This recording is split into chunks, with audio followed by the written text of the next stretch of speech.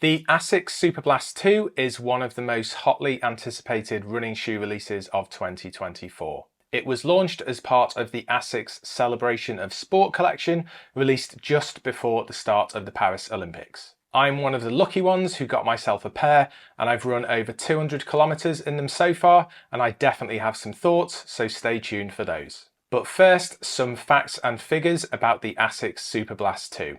They come in a unisex fit and retail for £200 and dollars and €220 direct from Asics. They are available in sizes from UK 2.5, US 3.5, Euro 35.5, up to UK 12, US 13 and Euro 48. They are only available in a standard width D. The shoes are not carbon plated and have an 8mm drop with a high stack 45mm heel and a 37mm forefoot. They feature two different foams in the midsole. Firstly, the base of the midsole layer is made up of FF Blast Plus Eco, an EVA-based foam, the same as used in the base of the Superblast 1. This is also the main foam in other Asics popular shoes such as the Gel Nimbus 26, the Gel Keanu 31 and the Novablast 4. The main body of the midsole is made up of Asics' most premium PEBA-based foam, the FF Turbo Plus. This is an update on last year's FF Turbo foam, which Asics describe as their lightest and most responsive midsole foam, providing a softer, more energetic ride. This new foam features on their top of the range Metaspeed Sky and Edge carbon plated shoes. The price, the high stack and the premium foam midsole places these firmly in the super trainer category. The outsole uses an upgraded Asics grip rubber compound, which has been utilised on some of the Asics trail shoes. This should provide an upgrade on one of the few regular criticisms of the Superblast 1, which was the outsole grip.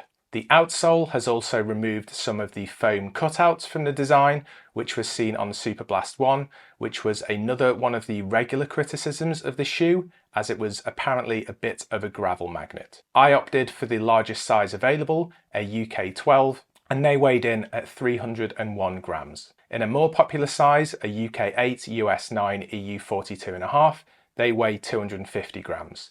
This compares to 255 grams for the Asics Novablast 4 and the On Cloud Monster Hyper, 261 grams for the Mizuno Neo Vistas and 235 grams for the Saucony Endorphin Speed 4. This is a weight gain of about 10 grams over the Superblast 1. This has likely come from addressing a couple of the issues with the debut shoe, including removing some of these foam cutouts from the outsole. The upper is similar in many ways to the Asics Novablast 4, sharing a practically identical tongue wing construction. Like the Novablast 4, the tongue only has a small amount of light padding where the shoes would be tied and is perforated, allowing for some heat dissipation.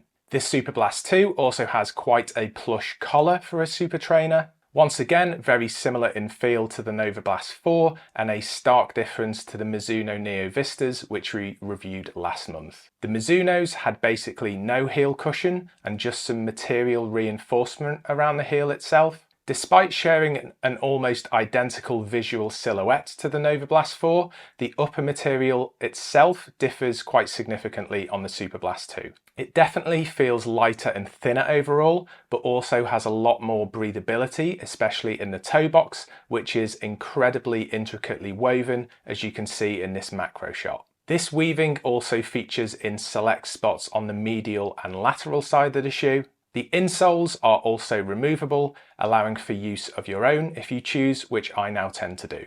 So onto my experience with the Superblast 2. As I've said, I am typically a size UK 13, but they don't make the Superblast 2 that big, so I opted for a UK 12. I had tried on a pair of UK 12s in Superblast 1 at the Paris Marathon Expo, and they felt like they fit okay. They definitely feel a bit more snug compared to the Novablast 4 that I have in a UK 13, but they definitely didn't feel too small, so I would say they perhaps maybe fit half a size large to size. Despite feeling a smidge smaller than the Novablast 4, it struck me just how similar they felt on the foot. My foot felt secure in them with good lockdown and no need to lace lock. There was no heel slippage and there was a good degree of arch support. Some shoes at the premium end of the market can feel a bit unstable on the foot on first wear. This is often down to the soft foams and geometry of the shoes, but the Superblast 2 felt very stable. I'm not sure there is a phrase traditional fit describing trainers,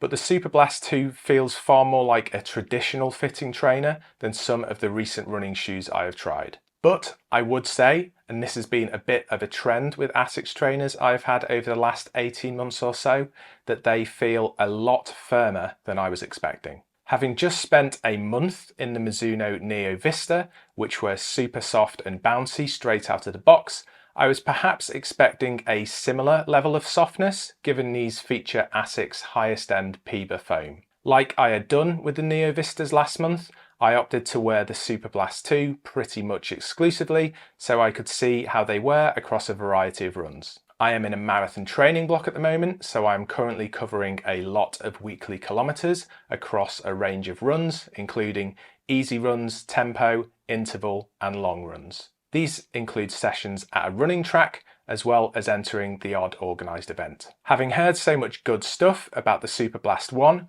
but having never got myself a pair, I was excited to run in the Superblast 2. But my first 50k or so in them, I would describe as a major letdown. Getting out on runs, they felt stiff and unresponsive, and at the slower paces and easy runs, they felt a bit clunky. Now, I normally try to avoid reading other reviews of shoes I'm reviewing myself, but I had to see if my experience was unique and if I was missing something given all the hype of the Superblast 2. I found Josh Button's review on the Meta Endurance website, who described his initial thoughts of the Superblast 2 as horrible.